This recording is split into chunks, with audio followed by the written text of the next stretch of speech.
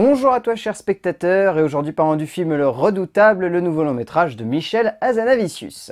L'histoire, on est à la fin des années 60 et on va suivre Jean-Luc Godard qui va réaliser La Chinoise et suite à la présentation de La Chinoise va remettre en cause son cinéma en même temps qu'il va tomber éperdument amoureux de Anna Wiazemski, la jeune actrice donc de La Chinoise et avec qui il va avoir une relation pendant, si je me plante pas, 6-7 ans. Je crois, c'est 6-7 ans, ouais, c'est ça. Ouais, c'est ça. Et vous entendez cette petite voix en fond. Vous vous dites qui c'est? Qui est cette voix? Est-ce que c'est Dieu? Est-ce que c'est In the Panda? Est-ce que c'est Durandal? Non, c'est le beau, le grand Quentin Dumas qui vient parler avec nous du Redoutable. Salut, Comment vas-tu, salut, salut. Quentin?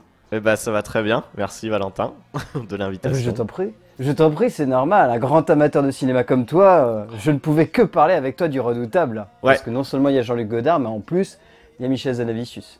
oui. Donc, c'est le 8e long métrage de Michel Hazanavicius, en comptant la classe américaine, parce que vu que maintenant tout le monde compte la classe américaine comme un long métrage d'Hazanavicius, alors qu'il y a 5 ans tout le monde disait ouais c'est un détournement, c'est pas vraiment un film, maintenant c'est dans sa filmographie. C'était un film qui, pour la 3e fois consécutive d'un film de Michel Hazanavicius, s'était présenté à Cannes, qui, une nouvelle fois, est reparti bredouille parce que le public de Cannes semble un petit peu hautain, visiblement, lorsqu'il s'agit d'une œuvre de Michel Hazanavicius, sauf quand il décide de faire un film muet en 2014, ben voilà. Après, le Mais redoutable claque pas mal Cannes aussi, hein. oui, il y a aussi ça, il y a aussi ça. Et donc voilà, il débarque dans ce contexte-là. En plus, il débarque dans une période un peu bâtarde, c'est-à-dire que c'est une semaine où il y a plein de grosses sorties au cinéma et où malheureusement, ben, c'est que le 4e ou 5e dans la liste des plus grosses sorties, parce que t'as Mover, parce que t'as Barry Seal, parce que t'as toute la tripotée des gros films qui sortent. Et donc lui, il est un petit peu en retrait. Ça ne veut pas pour autant dire que c'est un mauvais film, et c'est à ce moment-là que je me tourne vers mon cher ami Quentin Dumas et que je lui demande ce qu'il a pensé du Redoutable. Eh ben, moi, j'ai vraiment adoré. Alors, j'ai pas vu The Search, c'est ça? The Search The Search, ouais, son d'Hazanavicius, précédent. son film précédent, qui a pas des très bons retours. Je l'avais pas vu, donc voilà, c'était plus l'occasion de renouer avec le Hazanavicius de The Artist, qui revient encore dans une espèce de démarche formelle en fait, puisqu'il va reprendre tous les tics de mise en scène de Godard à des vues d'hommage ou de détournement. Là encore, on est sur un film très, comment dire, qui aime bien jouer avec les codes, quoi. Donc, qui se moque un petit peu des tics de mise en scène de Godard. Et voilà, non, c'est un film que je trouve vraiment plaisant, qui est drôle, ça c'est important de le dire, qui je pense pourra plaire autant aux amateurs de Godard qu'aux gens qui ne l'aimeraient pas, puisque le film aborde les deux aspects, on va dire, le bon, le côté génie, comme le côté très chiant, très hautain, très imbu de lui-même, et puis le côté aussi institutionnel du cinéma qu'il a créé, même si à la base ça se voulait révolutionnaire. Qu'est-ce que je pouvais dire en plus? Et puis voilà, ça plaira quand même aux gens qui ne connaissent pas du tout Godard, qui ils verront une comédie en fait qui fonctionne en elle-même, je pense. Oui, c'est ça, complètement. On est vraiment sur un très bon long métrage de la part de Michel Hazanavicius. Bon, tous ses films sont bons, plus ou moins. Il y en a 2 ou 3 qui sont pas forcément excellents, et là, tout le monde tombe sur un consensus là-dessus. Mais en général, les films d'Hazanavicius, c'est des longs métrages passionnés par le cinéma. Comme le dit Quentin, dans Le Redoutable, il y a du cinéma au-delà de simplement en faire un film. C'est un film qui aime le cinéma. Mm. Et c'est ce qu'on ressent dans toute la filmographie de Michel Hazanavicius. Là, on le ressent plus particulièrement parce que c'est un hommage rendu à un cinéaste fondateur de beaucoup de réalisateurs qui aujourd'hui agissent et réalisent dans la production française, mais également américaine. Parce qu'il faut se rappeler que quand même Jean-Luc Godard, c'est peut-être le mec qui a le plus influencé George Lucas et Steven Spielberg dans leur filmographie. Donc rien qu'en cela, voilà, il y a un énorme amour du cinéma qui réside dans Godard et donc dans le fait de le porter à l'écran. Puis Hazanavicius, de toute façon, voilà, c'est du pastiche, de la potacherie, c'est du détournement, c'est de la comédie qui est pas lourde, c'est de la comédie extrêmement subtile, c'est de la comédie extrêmement fine. On se plaint, comme je disais hors champ à Quentin, que les comédies françaises n'évoluent pas. Hazanavicius, c'est un de ces réalisateurs qui veut faire évoluer la comédie, qui veut lui faire dépasser le simple stade de la potacherie un peu lourde et pompeuse à la bras ouvert, par exemple, pour aller au-delà et y voir quelque chose qui à la fois peut être amoureux de cinéma et en même temps peut créer du vrai divertissement comique qui soit hilarant et en même temps réfléchi. et ça se ressent dans Le Redoutable. Il y a un vrai amour de la comédie vraiment drôle qui veut faire rire absolument le spectateur et pas uniquement voilà, le faire déconner 2 secondes et ensuite il va dire il est quand même bien fadard comme comédie. Les mecs, ils ont les gitans qui viennent chez eux, c'est drôle. Là, c'est plus subtil et en plus, il y a plein de séquences dans cet esprit-là. Il explore beaucoup de types d'humour. Que ce soit les joutes verbales, mais il y a aussi voilà l'humour de situation. Il y a des effets de montage. Alors bon, moi le film je l'ai un petit peu loin en tête parce que j'ai vu la première il y a longtemps, donc ça va être dur de donner des exemples précis. Mais par exemple, il y a cette scène avec les livres, tu sais quand ils se font la gueule, qu'ils lisent des bouquins. Et donc en fait on a les titres de ce qu'ils sont en train de penser dans leur tête sur les quatrièmes de couverture. Et voilà, enfin, les couvertures traduisent leur état d'esprit. Et, tu vois, c'est très drôle, c'est très visuel en fait, comme humour. Ça va au-delà de la simple joute verbale, par exemple. Vraiment, il explore toutes les possibilités, comme tu dis, offertes par le cinéma et voilà, offertes par l'humour. Oui, complètement. Déjà, ça se ressent dans son écriture parce que, de toute façon, ceux qui connaissent un petit peu Hazanavicius, ils savent qu'il a une écriture particulière. Là, en plus, il s'est basé sur le roman de Anna Wiazemski, donc, qui était l'actrice de La Chinoise, qui a connu donc une romance un peu particulière avec Jean-Luc Godard à la fin des années 60. Il a en plus montré le film à Anna Wiazemski qui a validé et qui a dit que c'était plutôt représentatif parce que c'est à la fois un film qui est amoureux de Godard et en même temps c'est un film qu'il déteste, un petit peu comme elle. Ça se ressent dans l'écriture, résultat, parce que au-delà d'avoir de la comédie, on a un personnage central qui est antipathique et à la fois pathétique, ce qui crée une empathie et très attachant. Particulière. Ah oui, complètement. Voilà. Non, mais complètement. Il y a un vrai attachement qui se crée pour le personnage et on est... Pourtant, à des moments, c'est vraiment montré comme un con. Hein. C'est vraiment montré comme un connard de première. Mais pour autant, c'est extrêmement touchant de voir à quel point un réalisateur peut écrire de la comédie tout en créant une émotion sincère envers des personnages. On n'est jamais dans le faux quand on ressent quelque chose ou une émotion pour ces personnages. On est toujours dans le vrai. Et derrière, il y a quand même cette envie de rigoler avec eux par le biais, comme tu le disais, de l'écriture, des différents niveaux de comédie qui sont tout au long du film. Enfin... La séquence que tu as dit est très bien. Moi, je rebondirais sur, par exemple, la séquence de la voiture, où ils reviennent du Festival de Cannes, où tu as un réalisateur qui est en train d'expliquer que voilà, il était un peu déçu que Jean-Luc ait demandé à ce que le festival s'arrête. Et Jean-Luc qui est en train de dire non, mais de toute façon, me remercie-moi parce que si j'étais vraiment un ami, je te dirais que ton film, c'est de la merde. Ouais. Non, mais c'est sûr et ça commence juste comme ça, et puis tu as une transition, ensuite c'est du visuel, mais tu commences avec un tout petit dialogue comme ça, tu as une transition, et puis là tu les vois en train de se défoncer dans la voiture, en train de s'engueuler, tu as une transition, tu les vois en train de se faire la gueule, tu as le conducteur qui balance cette petite réplique où il dit moi je veux aller au cinéma parce que j'ai envie de ressentir des émotions et tout ça, et Godard qui rebondit, et puis ensuite ça repart en joute verbale. Enfin, oui, c'est ça, c'est de la grosse y a plein de joute séquences verbale. comme ça. Ouais, non mais comme je disais, ça marche sur plein de niveaux. D'écriture, donc c'est ça qui est cool. Et puis oui, tu l'as dit, c'est un film avec un vrai personnage, quoi, le personnage de Godard. Et puis c'est aussi une vraie histoire d'amour, mine de rien, parce que pareil, ça prend une part assez importante du film, son histoire avec alors je sais plus son nom, tu l'as dit. Anna Wiazemski. Voilà, oui, ça a du mal à rentrer. Qui est joué par Stacey Martin, qui est très bien, vraiment, pour le coup. Et puis ouais, voilà, donc voilà, ouais, il y a plein de choses, quoi.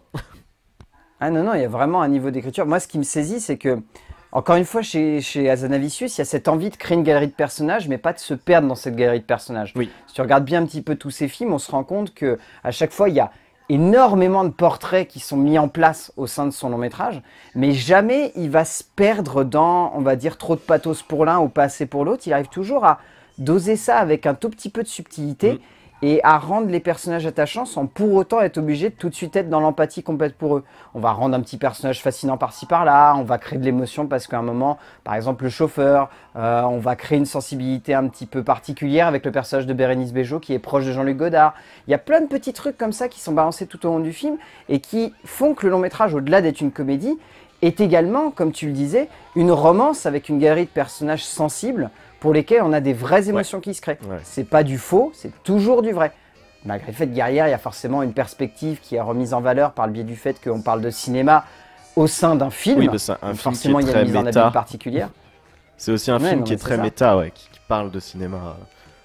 Ah mais oui, mais voilà, comme tu dis, c'est méta parce que c'est Jean-Luc Godard. Oui, t'es un peu obligé, quoi. Ah oui.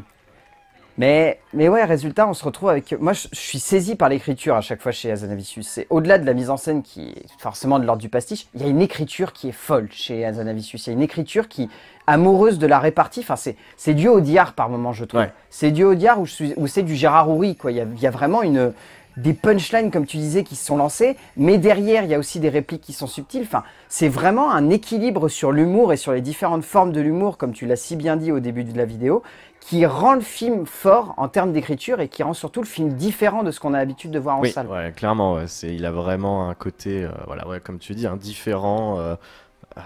Ouais, c'est une petite pépite, hein. Ensuite, comme tu l'as si bien dit, la mise en scène, faire sortir le pastiche. Là, j'ai tout de suite envie de te lancer dessus. C'est vrai que le pastiche, c'est un genre qui a toujours été cher à Hazanavicius parce qu'au-delà d'être amoureux de cinéma, il est amoureux des techniques de cinéma. Et là, qu'est-ce qu'on lui offre sur un plateau? La filmographie de Jean-Luc Godard. Ouais, c'est ça, ouais. Tout ça à détourner, à reprendre. Non, mais le film, ce qui est cool, c'est que ça peut être vraiment un petit manuel, en fait, de la comédie en règle générale, même. Tu sais, il y a le gag, par exemple, récurrent en 3 fois avec les lunettes. Oui. Tu sais, c'est le truc qu'on apprend, tu sais, 1 fois, 2 fois, 3 fois, le truc qui revient tout le temps. Il y a plein de trucs, c'est vraiment des cas d'école, la façon dont ils les utilisent. Et bah, ce qu'on disait, c'est super vaste et super varié comme technique. Et ouais, ça c'est très cool. Moi, je t'appuie sur l'exemple des lunettes parce que moi, c'est un exemple qui m'a marqué parce que comme tu le dis, ça revient plusieurs fois. Et si j'ai bonne mémoire, ça revient même 4 fois parce que 3 fois, c'est en visuel avec 3 manières différentes de le mettre en scène. Et il y en a une fois où on l'entend à la radio. Et je trouve que c'est le plus bel exemple de la manière avec laquelle tu peux ramener un running gag sans avoir forcément besoin de le montrer. Mais c'est ça, c'est le running gag, tu le ramènes. Je crois qu'on entend à la radio un journaliste qui dit mis à part un incident de lunettes avec Jean-Luc Godard ou un truc comme ça. Enfin, c'est vraiment génial. C'est vraiment, comme je disais, un cas d'école, quoi. C'est le running gag, donc appliqué vraiment scolairement. Tu le fais 1 fois, 2 fois, 3 fois. Et après, quand tu le fais revenir, là, tu trouves une nouveauté, quoi. Une nouvelle façon. Et la drôlerie, elle vient de là, quoi. Ouais, non, complètement. Et puis au-delà de ça, c'est un magnifique hommage à Jean-Luc Godard. Enfin, il y a plein de séquences où on voit la filmo de Jean-Luc Godard. On a du bande à part à plein de reprises dans le film, j'ai trouvé, notamment quand il s'amuse à faire des trios face cam de personnages. On a, bah, comme tu disais, un gros hommage à la chinoise, forcément, puisque c'est le centre, c'est le point de départ en fait du long métrage. On a des hommages à bout de souffle dans les techniques de montage qui sont utilisées au travers du film. Et puis, il y a 2-3 plans où c'est genre, oh tiens, et si je glissais un tout petit hommage au mépris? Genre, direct, je commence mon film sur une caméra qui passe devant Jean-Luc Godard. Oh, dis donc. Mais ouais, il y a plein de petits trucs comme ça. Enfin, c'est... comme on le disait au début, c'est un film fait par un amoureux de cinéma, quoi. C'est ça, et du coup, c'est un film qui est super ludique à regarder, quoi. Bon, après, en tant que simple spectateur, peut-être pas forcément, mais quand tu l'analyses un petit peu comme ça, c'est vraiment, tu te fais plaisir, quoi. Tu retrouves plein de références, plein de codes, et voilà. Ouais, c'est un film, enfin, moi, c'est ça qui me saisit chez Hazanavicius, c'est que quand tu aimes un petit peu le cinéma, même si t'es pas forcément cinéphile et que tu connais pas la filmographie de Godard, quand tu aimes un petit peu le cinéma, avec Hazanavicius, tu te rends compte que par-ci, par-là, même si t'es pas capable de les identifier, tu sais que c'est des références à d'autres films. Tu sais qu'il y a quelque chose. Tu sais que s'il va chercher un effet, s'il va chercher un mouvement de caméra, s'il va chercher une mise en abîme, s'il va chercher une voix off ou quelque chose comme ça, c'est pas uniquement pour se marrer, entre guillemets, même si c'est le cas, on se marre, parce que si on arrive à voir la référence, c'est drôle. C'est pas uniquement pour se marrer, c'est aussi pour montrer qu'Hazanavicius, c'est un mec qui digère constamment des films et qui, résultat, en a pleinement conscience et ressort ça, mais à la caméra, comme s'il vomissait les références, mais que, en fait... C'est comme s'il faisait comme Jackass. Il vomissait ses références et ensuite il essayait de faire une omelette avec. Ouais, je vois ce que tu veux dire. Tu pourrais même dire c'est un petit peu le Tarantino de l'humour en fait. Presque. Ouais, c'est pas faux. C'est pas faux. À ce niveau-là. Non, mais vraiment bien. Et puis après, bon, voilà, au-delà des techniques de montage, de mise en scène et tout, c'est quand même un film qui est très beau à regarder, qui a vraiment une photographie super soignée. La reconstitution est très belle, il y a des beaux décors, des beaux costumes. Pourtant, il a pas coûté très cher, il me semble. Ah non, je crois ça doit, j'aurais pu te dire, je crois que c'est 10 ou 20 millions d'euros, enfin ce qui reste très sobre entre guillemets. Lorsqu'on voit lorsqu'on voit le chiffre de Valérian à côté ou de Astérix et les Jeux Olympiques, ça reste très sobre. Mais ouais, on sent que c'est un film qui fait avec les moyens du bord. De toute façon, Hazanavicius, si tu regardes bien sa filmographie, il a rarement fait un film à très gros budget en fait. Même The Artist, je crois que c'était 4 millions de dollars, ce qui était relativement faible pour la prod que c'est. Bah, il en tire bien parti, hein, parce que il y a quand même des... Enfin, les plans de manifestation, par exemple, ah oui, mais les plans de manifestation, ils sont monumentaux, ils sont assez marquants. Enfin, tu vois, il y a de l'amplitude en plus. Tu sais, c'est pas 120 battements par minute où les mecs, ils avaient pas pu filmer la Gay Pride, alors c'est hyper serré sur les visages et tu vois 3 silhouettes en fond, quoi. Oui, bon, oui. Là non, il y a de l'ampleur, quoi. Ils montrent les extérieurs et tout. Donc, ouais, ça fait... ouais, c'est un beau film, quoi. Ben voilà, c'est comme tu dis, ouais, c'est un beau film parce qu'on sent qu'Hazanavicius, il sait qu'il s'en donne les moyens, quoi. Il sait qu'il a un budget, mais il s'en donne les moyens de s'amuser avec le cinéma et de s'amuser avec les possibilités du cinéma. Donc, résultat, bah, ça se ressent. Un point, moi, que je trouve intéressant dans ce film, c'est que pour aller vraiment jusqu'au bout de l'hommage à Jean-Luc Godard, il n'y a aucun compositeur de musique sur ce long-métrage. C'est que des musiques tirées de films de Jean-Luc Godard qu'il a pris par-ci par-là et qu'il a empilé au fur et à mesure que le film se développe. Il n'y a pas Ludovic Bourges qui est son un peu à la Tarantino avec Serge Leone, tu vois. Oui, voilà. On revient sur le truc. C'est un film d'amoureux de cinéma. C'est quand même beau. C'est quand même beau. Puis il y a la distribution aussi qui est assez cool.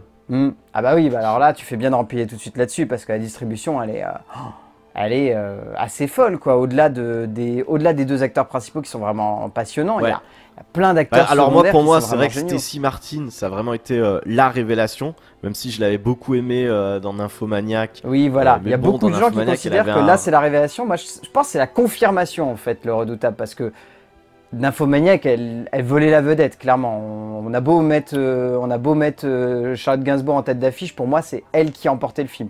C'était vraiment elle la star du long métrage pendant quand même tout le premier film et une petite partie du deuxième. Elle m'avait interpellé, mais je l'avais pas non plus. Bon, après, voilà, Nymphomaniac, c'est un film très particulier. Tu te dis, elle est là pour sa plastique. Enfin, pareil, elle a des trucs à jouer qui sont pas communs, donc difficile de juger. Mais enfin, en tout cas, là, sur Le Redoutable, ouais, je l'ai trouvé vraiment. Elle est super forte, quoi. Elle a une palette de jeux très complet. En plus, en français, c'est pas sa langue maternelle. Il me semble. Je crois qu'elle est franco-anglaise, je crois. Elle est franco-anglaise, mais je crois qu'elle a principalement vécu en Angleterre. Donc, ouais, c'est ça, ouais. Enfin, non, mais chapeau, ouais, vraiment. Et puis Louis Garrel aussi, il a pas un numéro facile. Et je trouve qu'il est toujours sur la corde. Il est en mode mimétisme jusqu'à la caricature, mais il tombe jamais dedans, en fait. Il est vraiment, il est sur le bord du ravin, mais jamais il tombe, tu vois, dans la caricature complète.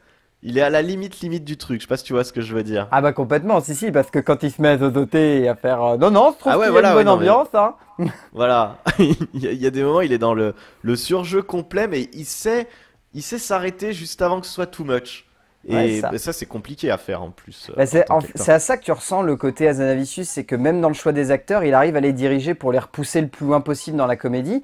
Ouais. C'était le cas avec Jean Dujardin dans AO 1617. Hein. Jean Dujardin était pas loin de te tirer sur le pastiche à l'extrême, mais à chaque fois il était toujours juste et il était très sobre. Et je pense que c'est à ça qu'on reconnaît la patte d'Hazanavicius, c'est qu'il est capable de pousser les acteurs à caricaturer à fond leur personnage, mais à jamais tomber, comme tu disais, dans la caricature lourde et foireuse. C'est toujours la caricature qui repousse les limites du personnage pour vraiment le tirer vers la comédie, mais jamais l'entraîner vers la lourdeur ou les grossièretés en fait des traits comiques de ce personnage-là. Parce que Godard a des traits qui sont quand même très comiques. Hein. Si tu regardes aujourd'hui le mec tout seul, ah bah ouais, non mais clairement, il est drôle. Il est drôle. Enfin, je suis désolé, clairement, mais quand il fait une vidéo où il se met à fumer un énorme barreau de chaise pour remercier un festoche de lui avoir donné un prix et qu'il a un stylo de la taille de mon poing qu'il prend à la main et qu'il écrit une grande lettre comme ça avec un barreau de chaise dans la bouche, t'as envie de dire, le mec est drôle. Le mec est drôle, il le sait peut-être pas, mais il est drôle. Je suis d'accord.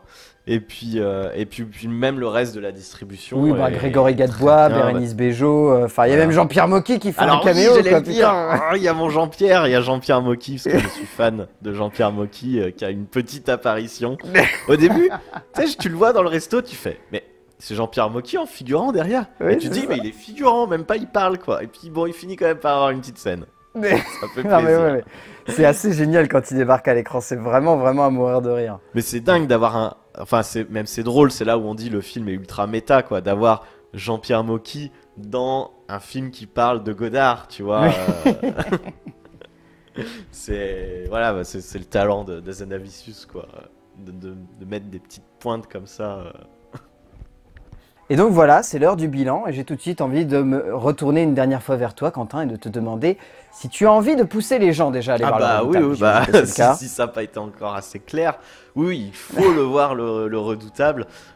Moi, en plus, je l'ai vu dans une avant-première, c'était catastrophique. On était 15-20 à tout péter dans la salle en juin. Donc voilà. Donc, non, j'espère que le film va quand même plutôt bien marcher. Donc, il faut un petit peu aller dans les salles et aller le voir parce que vraiment, ça vaut le coup, quoi. En tout cas, c'est très drôle. Oui, Je pense qu'on aime je suis Godard, totalement ou qu'on d'accord ne avec toi. l'apprécie pas ou qu'on ne le connaisse pas. Dans tous les cas, on peut trouver du plaisir. Ah, complètement. Et franchement, oui, c'est une des sorties, je pense, à privilégier cette semaine parce que, comme je le disais en début de vidéo, c'est une semaine très bâtarde où il y a beaucoup de films qui sortent, beaucoup de gros films qui sortent. Celui-là, il est à privilégier parce que, au-delà d'être un film qui est vraiment, vraiment bien, comme on l'a dit avec Quentin, c'est un film qui est amoureux de cinéma. Et quand on est amoureux de cinéma, il faut voir ce film. Et quand on n'est même pas cinéphile ou simplement spectateur et qu'on a envie de voir des comédies qui sortent de l'ordinaire, Le Redoutable, c'est le film à voir cette semaine parce que clairement, on va rentrer dans un mois où va pas y avoir de grosses sorties, il va y avoir des bonnes sorties, mais pas des grosses sorties. Celui-là, faut le mettre en avant, faut le privilégier, faut se dire, faut aller le voir, faut qu'il marche parce qu'Azanavicius, c'est un mec qui est peut-être l'un des meilleurs réalisateurs actuellement dans la production française. Et c'est un mec qu'on a tendance à mettre au second plan depuis The Artist. On a tendance à considérer que ces films, c'est des petits films qui méritent pas forcément d'être trop mis en avant. C'est pas le cas. C'est des films extrêmement ambitieux, c'est des films amoureux de cinéma, c'est des films passionnants, c'est des films foisonnants d'idées à la seconde, c'est des films qui te font éclater à la gueule ce que c'est que d'être amoureux de cinéma. Et voilà, faut le voir. Faut le voir. Non, mais tout à fait Mover, d'accord. tu zappes Barry Seal, tu vas voir Le Redoutable, c'est tout. Ouais, je suis bien d'accord avec ça. Donc, ouais, Le Redoutable d'Azanavicius, on vous le conseille tous les deux. C'est vraiment... Pour moi, c'est l'un des coups de cœur de l'année. Ça va finir dans mon top 10, c'est quasiment sûr. Toi, je sais que c'est quasiment déjà dans ton top 10. Ouais. Pour l'instant, celui de milieu d'année, il est déjà dans le top 10. Après, est-ce qu'il va y rester jusqu'à la fin? On verra. Ah, c'est le mystère. C'est le mystère des top 10. Est-ce que ça y reste jusqu'à la fin de l'année? C'est clairement un des films piliers à voir cette année. Voilà. C'est bien dit. C'est bien dit. Très belle phrase de fin. Merci Quentin d'avoir participé à cette vidéo. Merci à toi. Merci de l'invitation. Ben, je t'en prie. Bon, comme d'habitude, je mettrai son lien, le lien de sa chaîne dans la description et à la fin de la vidéo parce que Quentin fait des super trucs. Il est constamment en train de faire des vidéos, il est constamment en train de faire des concepts hyper cool. Là, dernièrement, il a sorti un truc qui s'appelle OKLM qui est vraiment bien. Donc franchement, allez voir sa chaîne, ça claque sa mère, comme qu'il dirait. Ça claque sa mère, les loulous. Ça fait plaisir. Et bah comme d'habitude, on va finir en disant aux gens d'aller voir des films, parce que c'est bien d'aller voir des films, surtout des films qui parlent de cinéma avec amour et avec passion. Et on se retrouvera pour parler de films, évidemment. À plus. Ciao, ciao.